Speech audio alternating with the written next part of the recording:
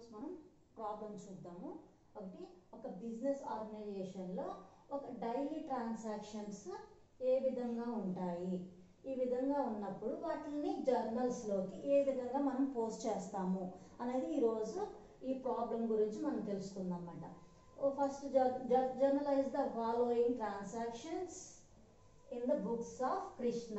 కృష్ణ ఒక business start చేశాడు. ఆ బిజినెస్లోకి తను ఏమేమి తీసుకొచ్చాడు, ఏమేమి ఎక్స్పెన్సెస్ చేశాడు, ఏమేమి ఇన్కమ్స్ ఏమొచ్చినాయి, ఏం గూడ్స్ పర్చేస్ చేశాడా, శాలరీస్ పే చేశాడా అనే దాన్ని డైలీ ట్రాన్సాక్షన్స్ అన్నమాట.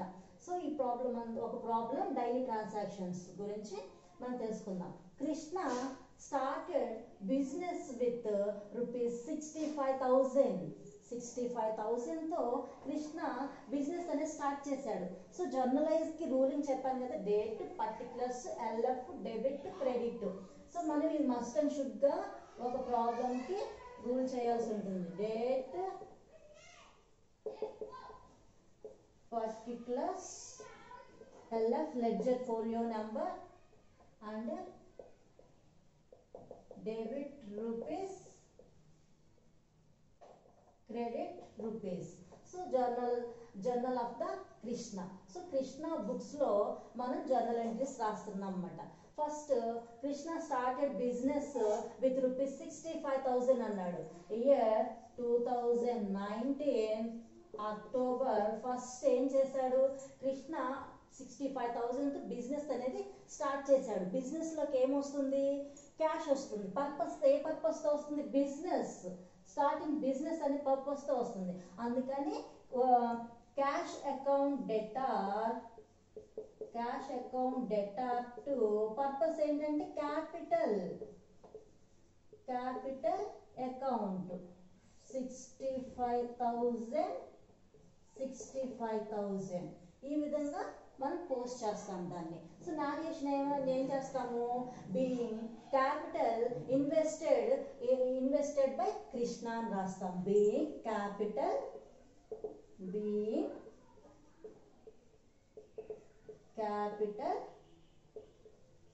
Invested by Krishna. So Krishna business start చేశాడు అని అర్థం. సో 65,000తో స్టార్టెడ్ బిజినెస్. సో దీనికి ఎంట్రీ ఇట్లా పోస్ట్ చేస్తామన్నమాట, జర్నల్ ఎంట్రీస్ని ఇట్లా రూలింగ్ చేయాలి. Next, second, purchased goods for cash. Number 4th ఏం చేశాడు, పర్చేజ్డ్ గూడ్స్ని పర్చేస్ చేశాడు. ఇట్లా ఇమీడియట్ కమాస్ పెట్టి 4 అనే డేట్ కాలంలో 4 వేసి transaction purchased goods. So goods purchase చేశాడు. Purchase account debtor to purchase చేస్తే ఈ డస్ట్ పర్చేస్ చేస్తే purchase account debtor to cash వెళ్ళిపోతుంది కదా, dust account debtor to cash. So అట్లాగే ఇక్కడ purchase account debtor to cash account amount 14,000 debit లో 14,000, క్రెడిట్ లో 14,000. బీయింగ్ గూడ్స్ పర్చేజ్డ్ అని రాస్తాం. నారేషన్, బీయింగ్ గూడ్స్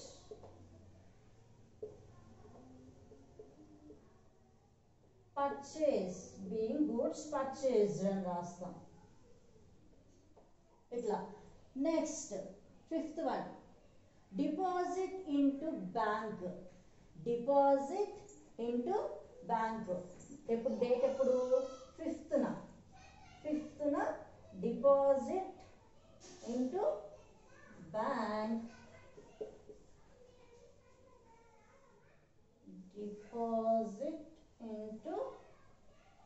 బ్యాంక్లో డిపాజిట్ చేశాము. అమౌంట్ ఎంత, 2,400 బ్యాంక్ లో డిపాజిట్ చేసాం. క్యాష్ ఎక్కడికి వెళ్తుంది, బ్యాంక్ వెళ్తుంది. సో క్యాష్ అనేది బ్యాంక్ వెళ్ళిపోతుంది కాబట్టి బ్యాంక్ అకౌంట్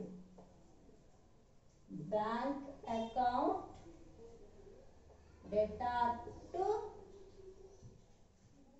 క్యాష్ మన దగ్గర నుంచి వెళ్ళిపోతుంది కదా. So amount 2,400 2,000 400. So being cash deposited into bank, being cash deposited into bank. So ఇది ఈ విధంగా ఎంట్రీస్ పోస్ట్ చేస్తారన్నమాట. అంటే ఒక మంత్లో జరిగిన ట్రాన్సాక్షన్స్ అన్ని. So bank account data to cash account 2400 2400.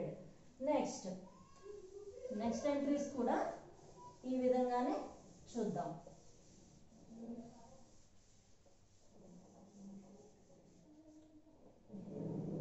Same date అట్లాగే ఉంటుంది, అమౌంట్స్ మారుతాయి, నెంబర్ ఆఫ్ ట్రాన్సాక్షన్స్ ఉన్నాయి కదా.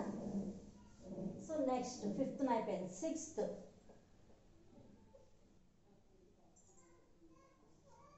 అక్టోబర్ 6th ఏం జరిగింది? Goods sold for cash, goods sold for cash. Goods అనేవి అమ్మాము, సోల్డ్ అంటే అమ్మడం కదా. So goods sold for cash, క్యాష్కి గూడ్స్ అమ్మాము. 6th ట్రాన్సాక్షన్ మనకి ఏమొస్తుంది? క్యాష్ వస్తుంది. క్యాష్కి సేల్ చేసాం కదా. క్యాష్ అకౌంట్ డేటా టు మన దగ్గర నుంచి ఏం వెళ్ళిపోతుంది? గూడ్స్ వెళ్ళిపోతుంది. దాన్ని ఏమంటారు? Sales account. Amount 18,000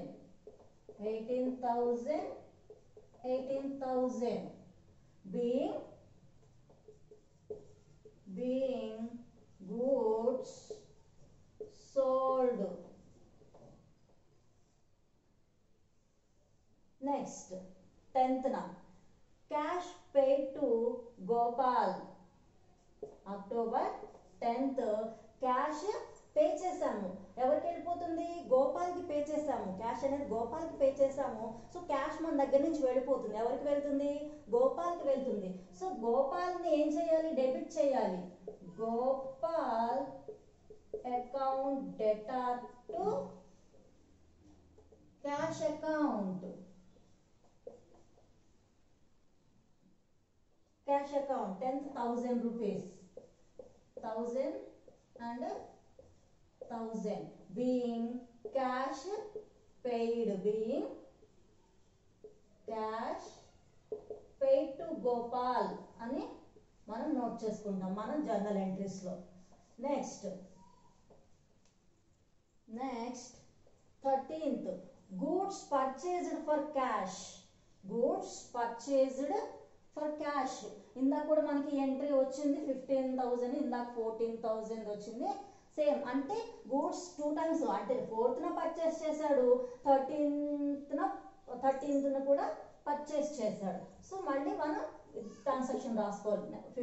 13th goods purchased for cash, క్యాష్కి పర్చేస్ చేశాడు. సో పర్చేజ్ అకౌంట్ డేటా చెప్పాను. Purchases always debit, debit purchases or credit purchases ఏమైనా. Purchases purchase account data to cash account 15,000. narration being goods purchased, being goods purchased అని note చేస్తాం. Next 16th goods sold to Narayana, goods sold to Narayana. నారాయణకి goods sales చేస్తామని చెప్తున్నాం ఇక్కడ. Goods sale చేశాడు కృష్ణ. ఏం sales అవి? గూడ్స్ సోల్డ్ టు నారాయణ అంటే నేమ్ వచ్చింది అంటే అది కంపల్సరీగా క్రెడిట్ పర్చేజెస్, క్రెడిట్ సేల్స్ అని అర్థం. 16th పైనుంచి రాద్దాము.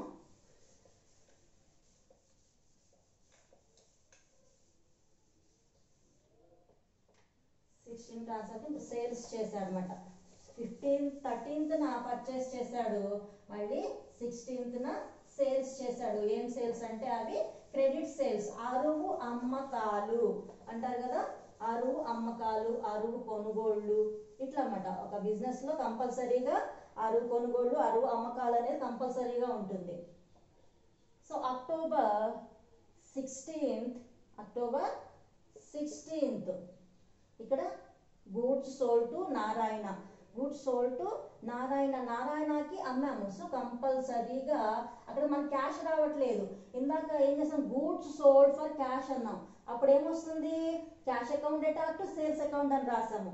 ఇక్కడ ఏమొస్తుంది, గూడ్స్ సోల్డ్ టు నారాయణ అంటే క్రెడిట్ సేల్స్ ఎవరికి చేసాము, నారాయణకి చేసాము. Narayana account data to sales account, sales account amount 4000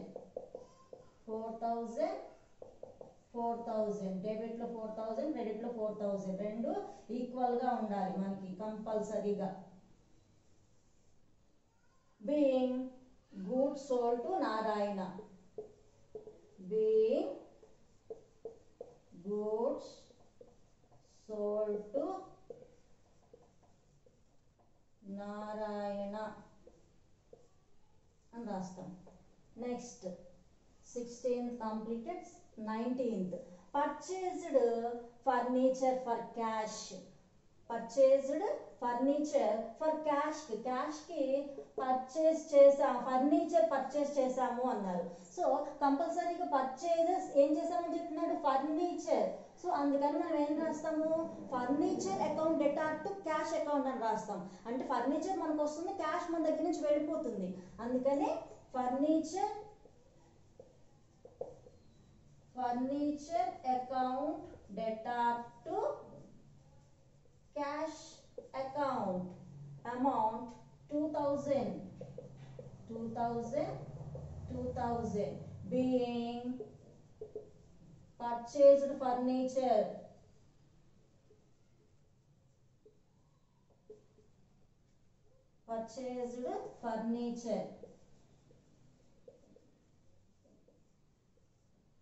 so ఈ విధంగా రాస్తాం దీన్ని. Next 20th received cash from Narayana, Narayana నుంచి క్యాష్ వచ్చింది అంటాడు. ఎంత, 750 రూపీస్ క్యాష్ వచ్చింది. ఎవరి దగ్గర నుంచి వచ్చింది, నారాయణ దగ్గర నుంచి వచ్చింది. సో 20th నారాయణ దగ్గర నుంచి క్యాష్ వచ్చింది కాబట్టి వచ్చేదాన్ని ఏం చేయాలి, డెబిట్ చేయాలి. క్యాష్ అకౌంట్ డేటా టు ఎవరి దగ్గర నుంచి వచ్చింది, నారాయణ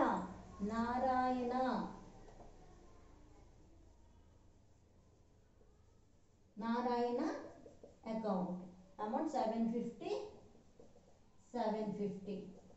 దీనికి నారేషన్ బీయింగ్ క్యాష్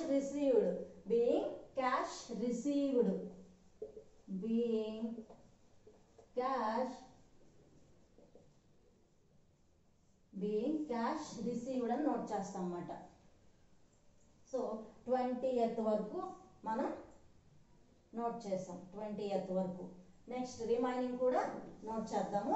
ఈ విధంగా ఒకే రూలింగ్ ఉండాలి. ఒకే అంటే నీకు ప్లేస్ లేక నేను చేస్తున్నాను, ఒకే బుక్ లో ఇట్లా మెయింటైన్ చేస్తాను అన్నమాట. ఇవన్నీ కూడా జర్నల్ ఎంట్రీస్ అని ఒక బిజినెస్ ఆర్గనైజేషన్ లో కంపల్సరీగా ఇవి నోట్ చేయాల్సి ఉంటుంది. కంపల్సరీగా ఇవి డైలీ ట్రాన్సాక్షన్స్ అన్నమాట. డైలీ ట్రాన్సాక్షన్స్ ఏం చేసాము అని. నెక్స్ట్ 24th ఏం జరిగింది, goods purchased from Sridhar, Sridhar దగ్గర నుంచి మనం పర్చేస్ చేసాం. ఇందాకేం గూడ్స్ పర్చేజ్డ్ ఫ్రమ్ శ్రీధర్, ఇక్కడ goods purchased for cash purchase చేస్తే ఏమొస్తుంది, purchase account data to cash account అని వస్తుంది. ఇక్కడ ఏం చేస్తున్నాం, ఇదేం పర్చేజెస్ అని, అరువు క్రెడిట్ పర్చేజెస్ మాట ఇవి. So goods purchased from Sridhar దగ్గర నుంచి మనం గూడ్స్ ని పర్చేస్ చేసాం. అందుకని పర్చేజ్ ఆల్వేస్ డెబిట్ అని చెప్పాను కదా. 24th purchase account debtor to ఎవరి దగ్గర నుంచి పర్చేస్ చేసాము, శ్రీధర్ దగ్గర నుంచి. శ్రీధర్ అకౌంట్ అమౌంట్ 2000 డెబిట్ లో 2000 క్రెడిట్ లో 2000 being goods purchased on credit goods being goods purchased credit. ఓకేనా, ఈ విధంగా నారేషన్ కూడా కంపల్సరీగా నోట్ చేయాల్సి ఉంటుంది ఏ పర్చేజెస్ అని కూడా. నెక్స్ట్ 28th ఏం చేస్తాం, క్యాష్ పెయిడ్ టు శ్రీధర్కి క్యాష్ పే చేసేసాం మనం 28న శ్రీధర్కి పే చేసాం. సో క్యాష్ మన దగ్గర నుంచి వెళ్ళిపోతుంది, సో క్రెడిట్ చేయాలి. సో ఎవరికి వెళ్తుంది, శ్రీధర్కి.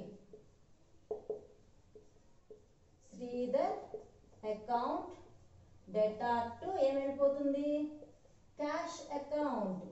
సో క్యాష్ వెళ్ళిపోతుంది, ఎంత అని చెప్పుకున్నాము 2000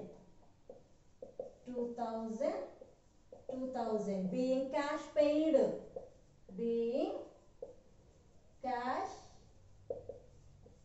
paid అని నోట్ చేస్తాం అన్నమాట. నెక్స్ట్ మళ్ళీ అగైన్ 28నే మళ్ళీ ఏం జరిగింది, విత్డ్రా ఫ్రమ్ బ్యాంక్ నుంచి మనం క్యాష్ విత్డ్రా చేసాం. బ్యాంక్ నుంచి మనం క్యాష్ విత్డ్రా చేసామంటే మనకి ఏమొస్తుంది, విత్డ్రా చేస్తే క్యాష్ వస్తుంది కదా. So cash account debtor to ఎక్కడి నుంచి వస్తుంది మనకి, బ్యాంక్ దగ్గర నుంచి. So bank account withdraw from bank 1000 rupees, debit లో 1000 క్రెడిట్ లో 1000 being cash withdraw from bank, being cash with from bank.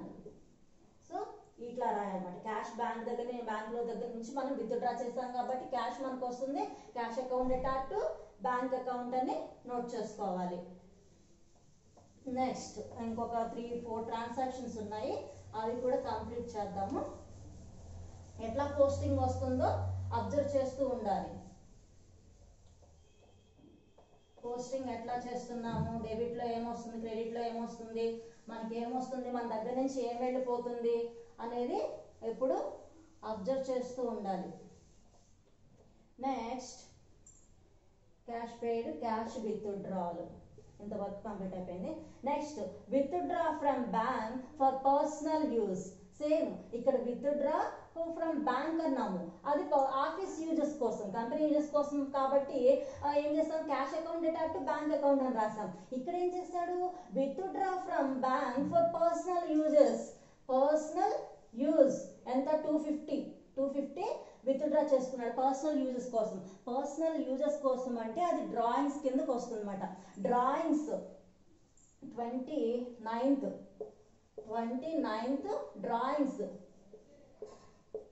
Drawings account debtor to ఏం విత్డ్రా చేశాడు, డ్రాయింగ్స్ అకౌంట్ డెటార్ టు ఎక్కడి నుంచి విత్డ్రా చేశాడు, బ్యాంక్ నుంచే కదా. సో ఇక్కడ బ్యాంక్ అకౌంట్ వస్తుంది, పర్సనల్ అకౌంట్ కాబట్టి drawings account debtor to bank account 250 being cash withdraw for personal uses, being cash withdraw for personal uses కోసం కాబట్టి దాన్ని ఏమొస్తుంది, డ్రాయింగ్స్ అని వస్తుంది అన్నమాట. Drawings account debtor to bank account. Next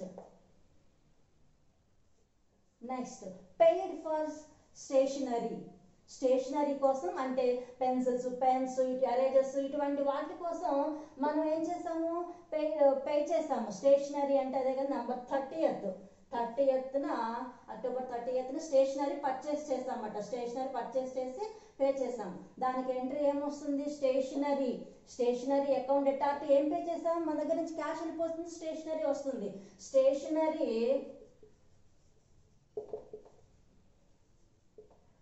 stationery account debtor to cash account 200 pens, pencils, erasers ఇటువంటివన్నిటిని stationery అంటారు కదా. సో ఆఫీస్లో ఇవన్నీ యూజ్ ఉంటుంది కదా. So being stationery purchased paid for stationery అని కూడా రాయొచ్చు. బీయింగ్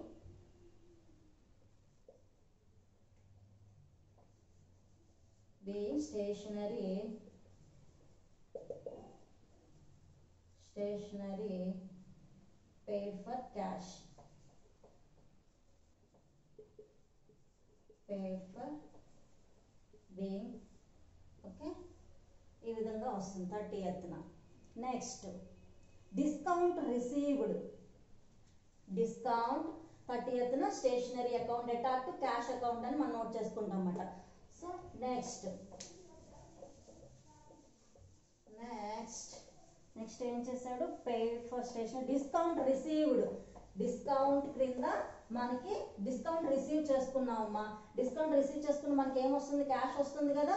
క్యాష్ డిస్కౌంట్ కింద సమ్ అమౌంట్ అనేది మనకు వస్తుంది అన్నమాట. Discount. So discount received. Discount received కింద number paid for stationery 30th అయిపోయింది. Next 31st discount received. 31st discount కింద ఏమొస్తుంది? క్యాష్ వస్తుంది. Cash account debtor to discount account. Discount account ఇది ఏ పర్పస్ తో వచ్చింది మనకి? Cash purpose, discount purpose. Discount కింద క్యాష్ వచ్చింది అనమాట. ఎంత? Discount received 700.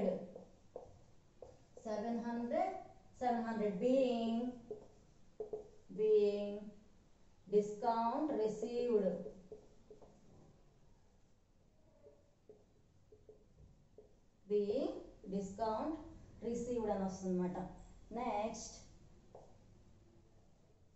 Next paid rent. Rent pay చేస్తాం. మన దగ్గర నుంచి ఏం వెళ్ళిపోతుంది? క్యాష్ వెళ్ళిపోతుంది. ఏ పర్పస్ తో వెళ్తుంది? రెంట్ పర్పస్ తో. రెంట్ పర్పస్ తో క్యాష్ అనేది వెళ్ళిపోతుంది అనమాట. అందుకని rent account debtor to cash account 500. So being rent paid.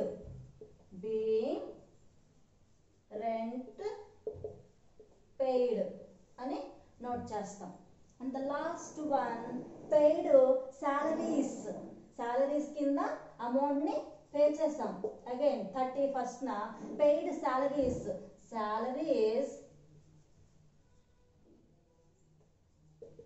Salaries account కింద అమౌంట్ పే చేసాం. మన దగ్గర నుంచి క్యాష్ వెళ్ళిపోతుంది. So salaries account debtor to cash account 3100. So being salaries paid. Purpose ఏంటి? Being salaries paid. ఈ విధంగా మనం ఒక బిజినెస్ ఆర్గనైజేషన్ లో నెంబర్ ఆఫ్ ట్రాన్సాక్షన్స్ అనేవి ఉంటాయి. ఈ ట్రాన్సాక్షన్స్ అన్నిటినీ కూడా జర్నల్ ఎంట్రీస్ లోకి మనం పోస్ట్ చేస్తాం అన్నమాట. ఈ విధంగా పోస్టింగ్ అనేది ఉంటుంది. ఒక బిజినెస్ ఆర్గనైజేషన్ లో స్పెసిఫిక్ పర్సన్ అయితే ఇంక్లూడ్ చేస్తే జర్నల్స్ ఆఫ్ కృష్ణ ఆ పర్సన్ నేమ్ అనేది ఇంక్లూడ్ చేయాలి. లేదంటే జర్నల్స్ అని రాస్తే సరిపోతుంది. హెడ్డింగ్ ఉండాలి, డేట్ పర్టికులర్స్ అన్ని నీట్ గా ఉండాలి. సో ఎప్పటికప్పుడు మనకి ఇన్ఫర్మేషన్ పలానా రోజున ఏం జరిగింది అంటే ఈ జర్నల్ ఎంట్రీ తీస్తే మనకి ఇన్ఫర్మేషన్ అంతా తెలుస్తుంది. ఎవరికి పే చేసాము, ఎవరి దగ్గర నుంచి మనకి క్యాష్ వచ్చింది, బ్యాంక్ నుంచి ఎంత విత్డ్రా చేసాము, పర్సనల్ కింద ఎంత యూజ్ చేసుకున్నాము అనేవన్నీ కూడా మన ఫుల్ ఫ్లెడ్జ్డ్ ఇన్ఫర్మేషన్ అంతా కూడా ఈ జర్నల్ ఎంట్రీస్లో మనకి తెలుస్తుంది అన్నమాట. ఈ విధంగా బిజినెస్ ఆర్గనైజేషన్స్లో అకౌంట్స్ అనేది ప్రిపేర్ చేస్తూ ఉంటారు.